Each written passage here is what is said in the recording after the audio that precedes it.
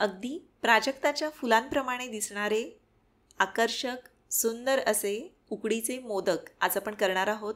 नमस्कार, स्वागत आहे तुमचं मराठी किचनमध्ये. उकडीचे मोदक जर का तुम्ही नेहमी करत असाल, छान जमत असतील, तर त्यातलाच हा वेगळा असा आकार देऊन केलेले मोदक आहेत. दिसायला अतिशय सुंदर दिसतात. सगळे अगदी कौतुक करतील मोदक पाहून. तर हे जे मोदक आहेत यावर्षी तुम्ही जरूर करून बघा. तर पहिल्यांदा मोदकांसाठीचं जे सारण आहे ते आपण तयार करून घेऊयात. तर पॅनमध्ये खसखस भाजून घेणार आहे. 1 चमचा खसखस घेतली आहे. खसखस जी आहे ती हलकी अशी 2 मिनिटं भाजून घ्यायची. त्यानंतर ती बाजूला काढली. आता कढईमध्ये एखादा चमचा तूप काढलेलं आहे. आता याच्यामध्ये 1 कप खोवलेला ओला नारळ घातला.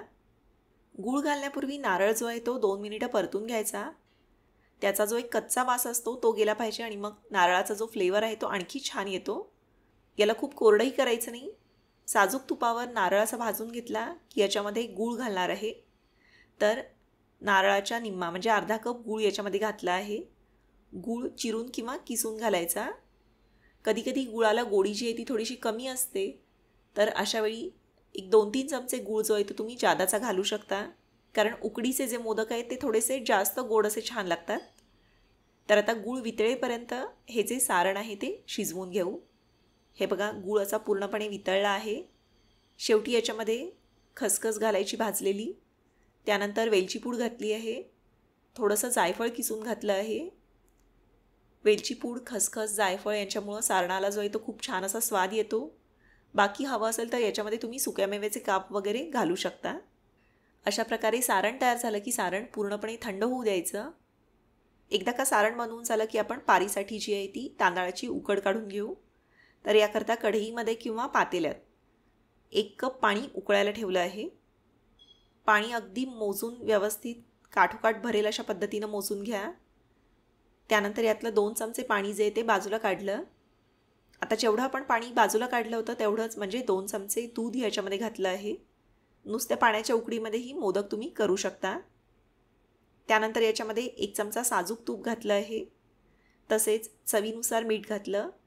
मीठ अगदी कमीही नाही झालं पाहिजे, नाहीतर मग मोदक जे ते चवीला चांगले लागत नाहीत आणि खूप जास्तही खारट व्हायला नकोत.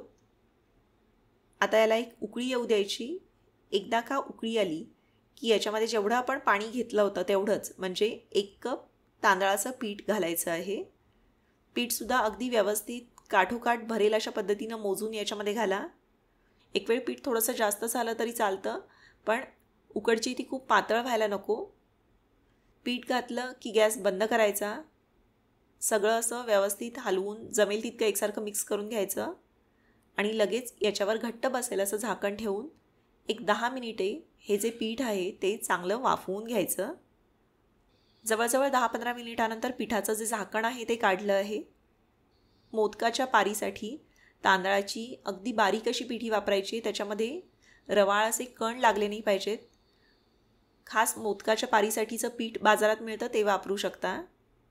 1-2-3 मिनिटं याची वाफ जाऊ देत आणि मग हाताला सोसवेल इतपत थंड झालं की पाण्याचा हात लावून, तुपाचा हात लावून हे जे पीठ आहे ते 10 मिनिटं चांगलं मळून घ्यायचं. हे बघा, पिठाचा याप्रमाणे गोळा करून घेतला आहे. असा लांबट असा गोळा करून घ्यायचा. आता तुपाचा, पाण्याचा हात लावून हे मोदक तुम्ही करू शकता किंवा तांदळाच्या पिठीवर सुद्धा मोदक करायला सोपे पडतात. तर या ठिकाणी मी तांदळाच्या पिठीमध्ये हा जो गोळा आहे तो असा व्यवस्थित घोळवून घेतला, म्हणजे मग हाताला चिकटत नाही. मात्र तांदळाचं पीठ जे ते अगदी बारीक हवं आहे. आता अशी कडेनं सुरुवात करायची आणि अंगठ्यानं दाबत दाबत याला असं एकाच दिशेनं फिरवायचं आहे. अधूनमधून जर का पीठ हाताला चिकटत असेल तर तुम्ही पुन्हा तांदळाच्या पिठीमध्ये हात लावून घेऊ शकता. सुरुवातीला फक्त जो काठांचा भाग आहे तोच गोल फिरवायचा आहे. काठच पातळ करायचे, मधला भाग तसाच राहू द्यायचा. याप्रमाणे जर का तुम्ही कडेनं असा फिरवत गेला तर याला असा वाटीप्रमाणे आकार येतो. एकदा का काठ पुरेसे पातळ झाले, पुरेसे पातळ असे दाबले गेले की मगच मधला भाग जो आहे तो तुम्ही दाबून घ्या. आधीच जर का तुम्ही मधला भाग दाबला, मधला भाग पातळ करत गेला तर काठ जे ते चिरतात. त्याच्यामुळं आधी याप्रमाणे काठ चांगले पातळ असे करून घ्या आणि मग मधला भाग जो आहे तो सगळ्यात शेवटी करायचा आहे. हे बघा, याची अशी आता वाटी तयार झाली आहे. आता ज्याप्रमाणे आपण निऱ्या करतो, प्लेट्स करतो, त्याप्रमाणे अंगठा आणि मधलं बोट यानं ही जी पारी आहे ती चिमटीत पकडायची आणि याची अशी निरी करून घ्यायची, प्लेट्स करून घ्यायच्या. शक्य तितक्या जवळजवळ अशा प्लेट्स करून घ्या. अंगठ्याच्या शेजारचं जे बोट आहे ते आत राहिलं पाहिजे. याप्रमाणे शक्य तितक्या जवळजवळ कळ्या ज्या आहेत त्या पाडायच्या आहेत. उकडीचे मोदक जर का तुम्ही पहिल्यांदा करत असाल किंवा तुम्हाला जमत नसतील तर त्याकरता सविस्तर टिप्स ज्या व्हिडिओमध्ये दिलेला आहे त्या व्हिडिओची लिंक मी डिस्क्रिप्शन बॉक्समध्ये देत आहे. मोदक करण्यापूर्वी तो व्हिडिओसुद्धा तुम्ही पाहू शकता. त्या व्हिडिओमध्ये अगदी सविस्तर अशा सूचना केलेल्या आहेत, म्हणजे मग तुम्हाला जो बेसिक मोदक आहे तो व्यवस्थित जमेल. मोदकाच्या ज्या कळ्या आहेत त्या अगदी वरवर न पाडता छान अशा खालीपर्यंत घ्यायच्या. या कळ्या ज्या आहेत त्या अगदी दाबून चपट्याही करायच्या नाही, छान अशा थोड्याशा गुबगुबीत राहिल्या पाहिजेत. हे बघा, याप्रमाणे शक्य तितक्या जवळजवळ मोदकाच्या ज्या कळ्या आहेत त्या करून घेतल्या. त्यानंतर याच्यामध्ये 1.5 ते 2 चमचे सारण भरलं. सारण थोडंसं खाली दाबायचं.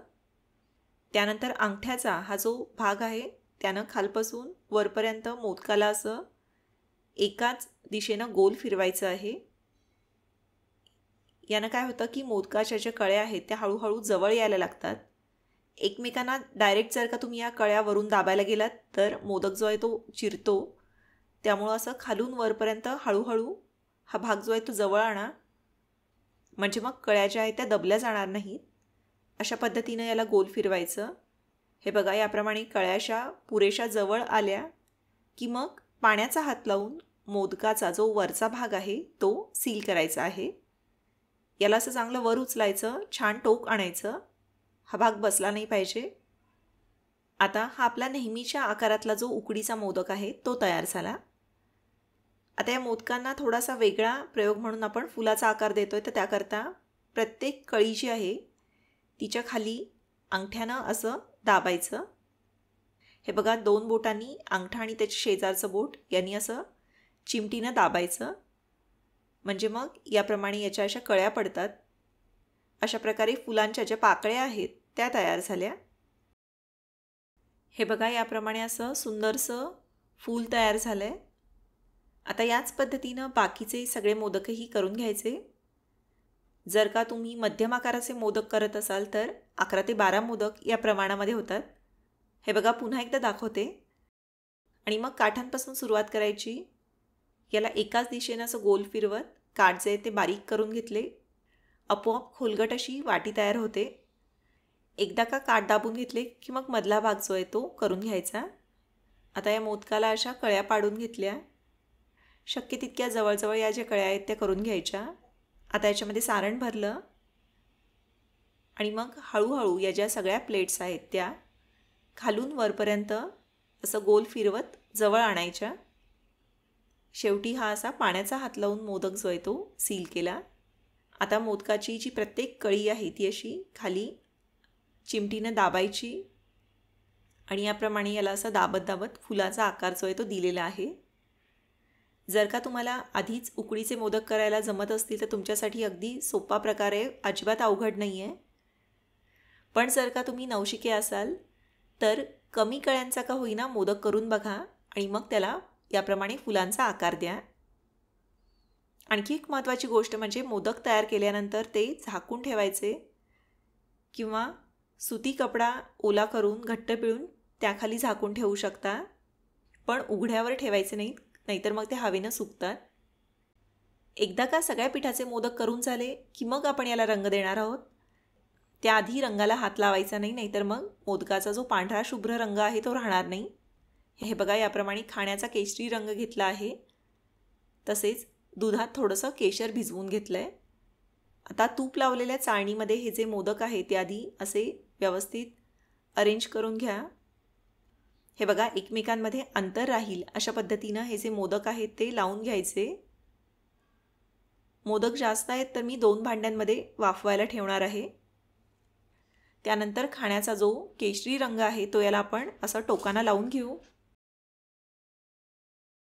सगळे मोदक याप्रमाणे लावून घेतले की खाण्याचा केशरी रंग जो आहे तो असा मोदकाच्या टोकांना लावून घ्यायचा. खूप खालीपर्यंत नाही, अगदी असा टोकाचा भाग जो आहे तो केशरी रंगाचा होईल. ज्याप्रमाणे प्राजक्ताच्या फुलाची दांडी असते तसा दिसेल असा रंग याला देऊन घ्यायचा. आता दुधात भिजवलेलं केशरसुद्धा वरून लावलं.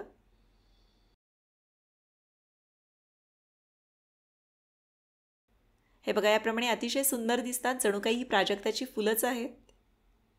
आता झाकण ठेवून मध्यम ते मंद आचेवर अगदी 12 मिनिटं हे जे मोदक आहे ते वाफवून घ्यायचे. हे बघा, वाफल्यानंतर सुद्धा रंग छान खुलून आलाय, अतिशय सुंदर दिसतात, आकर्षक दिसतात. प्रत्येकजण कौतुक करेल असे मोदक होतात. नेहमीच्या मोदकांपेक्षा थोडासा वेगळा प्रकार म्हणून करायला हरकत नाही. हे बघा, आतूनही असा छान लुसलुशीत झाला आहे. तर या मोदकांची रेसिपी तुम्हाला कशी वाटली ते मला जरूर कळवा. जास्तीत जास्त लोकांपर्यंत हा जो व्हिडिओ आहे तो शेअर करा, म्हणजे त्यांनासुद्धा बघायला मिळेल आणि आवडेल. तुम्ही केलेल्या मोदकांचे फोटोही मला मराठी किचनचं जे इंस्टाग्राम पेज आहे त्यावर शेअर करायला विसरू नका. व्हिडिओ आवडला तर व्हिडिओला लाईक करा. व्हिडिओची लिंक तुमच्या मित्रमैत्रिणींसोबत, नातेवाईकांसोबत जरूर शेअर करा. धन्यवाद.